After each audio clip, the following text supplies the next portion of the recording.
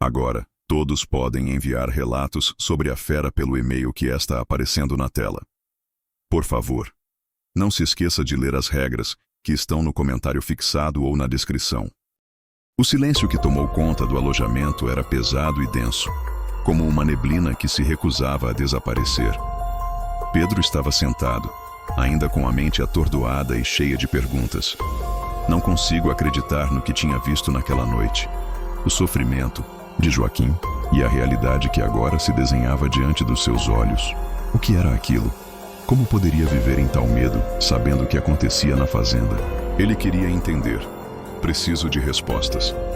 Foi então que João, o capaz que havia impedido de correr para o resgate de Joaquim, se mudou dele.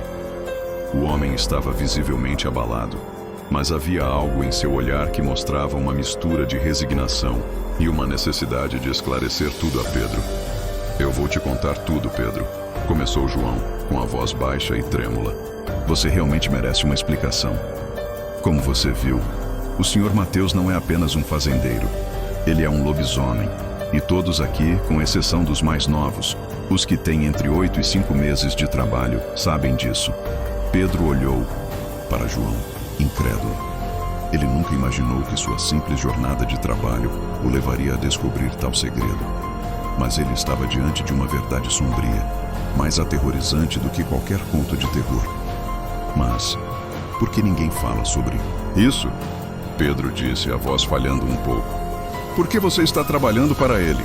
João suspirou profundamente, como se o peso de suas palavras fosse maior do que ele poderia suportar. A resposta é simples, Pedro. Somos obrigados a trabalhar para ele. Somos sua comida. Aqueles que estão aqui há mais tempo, como eu, têm mulheres e filhos. Nossas famílias vivem sob a ameaça de morte. O Sr. Mateus nos mantém prisioneiros, e se não cumprirmos nosso papel, ele os mataria. Não podemos fugir, não podemos lutar. Ele tem controle sobre todos nós. O coração de Pedro disparou. Ele pensou em sua própria família, em sua vida. Como alguém poderia ser forçado a viver daquela maneira? Como ele poderia continuar vivendo, sabendo que estava dentro de uma fazenda que se tornaria um cenário de horror e serviço? Mas, se todos sabem disso, por que não se uniram para acabar com ele? Perguntou Pedro, sua mente em frangalhos. Com tantos de vocês, ele não perderia na quantidade? João balançou a cabeça lentamente, como se a dor de gravar fosse insuportável. Já houve tentativas, Pedro. Muitos tentaram se rebelar, se unir para derrotá-lo. No entanto, todos foram mortos, seus corpos despedaçados e com marcas de uma luta brutal. Você tem que entender, se formos lutar contra o Sr. Mateus, precisamos garantir que ele morra de uma vez. Mas para fazer isso, ele nos leva até o território dele, onde ele tem controle total, a floresta. Pois lá, ele tem muito mais vantagem. Pegando um por um, Pedro ficou em silêncio, digitando cada palavra. Ele começou a entender a dimensão do pesadelo em que estava imerso. Não se tratava apenas de uma fazenda isolada, mas de um campo de caça. Uma prisão onde a vida de todos aqueles que ali trabalhavam estava nas mãos de um monstro. Não só sanguinário, mas que também é muito inteligente. Todos aqui, todos, estão vivendo um pesadelo interminável, pensou Pedro, as palavras de João ecoando em sua mente. Ele sentiu um nó na garganta, o medo se misturando à raiva. Como poderia ser tão impotente diante daquela fera? Mas uma coisa estava clara para Pedro. Ele não poderia aceitar isso. Algo dentro dele se acendeu. Ele não estava ali apenas para ser mais um peão, mais uma vítima. Ele precisaria encontrar uma maneira de acabar com aquilo, de libertar todos, mesmo que isso significasse enfrentar a própria fera. Mas como? Como derrotar algo tão poderoso? Ele fixa os olhos em João e começou a falar. O que precisamos fazer para acabar com isso? João olhou para ele com um misto de pesar e esperança nos olhos. Primeiro, Pedro, você deve entender que é mais complicado do que parece. Mas se você realmente quiser lutar, vai ter que ser mais inteligente que ele. E vai ter que fazer isso com muita cautela.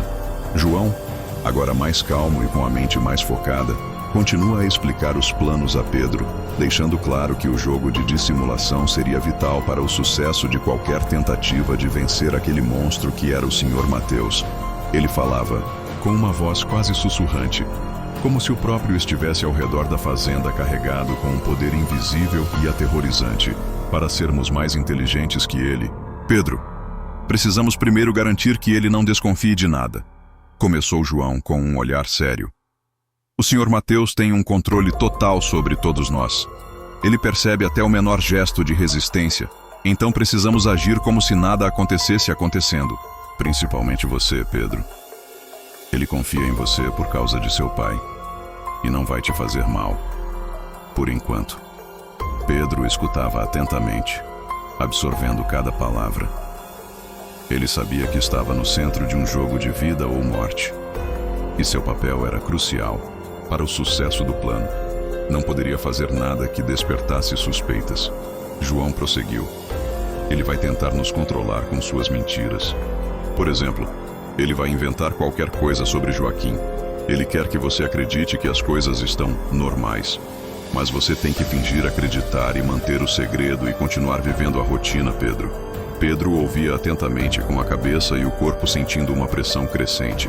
A ideia de fingir que nada sabia, de continuar como se estivesse totalmente alheio à verdadeira natureza da fazenda, parecia o único caminho.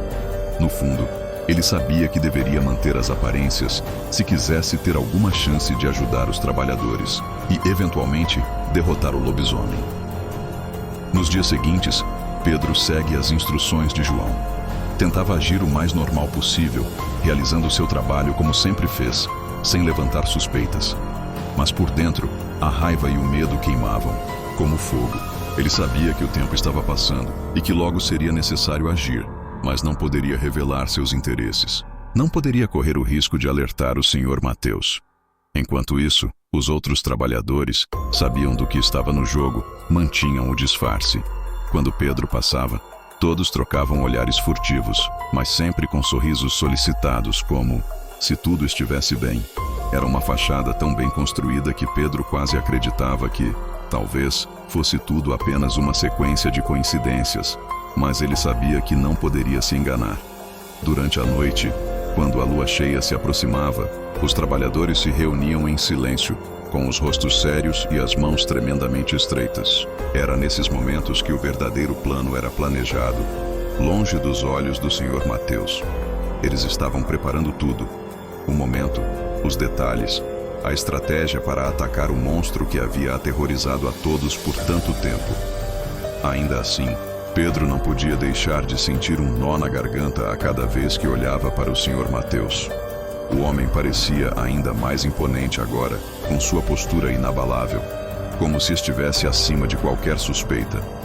Ele fingia estar em paz. Talvez até gostasse de ver seus empregados em constante vigilância. Cada palavra parecia ter um peso extra, como se estivesse sempre testando os limites da paciência dos outros. Não se esqueça, Pedro. João havia lhe dito certa noite com um olhar preocupado. Você tem que continuar fingindo que está tudo normal. Só assim poderemos pegá-lo de surpresa. E assim, com cada dia que passava, todos seguiam com suas rotinas. Mas por dentro, cada um sabia o que estava por vir. Eles estavam prontos para enfrentar o monstruoso. E Pedro, mesmo com seu coração acelerado e a tensão constante em seu corpo, sabia que o pior ainda estava por vir. O momento de agir estava se aproximando, e não havia mais volta. Eles precisarão destruir o lobisomem, uma vez por todas.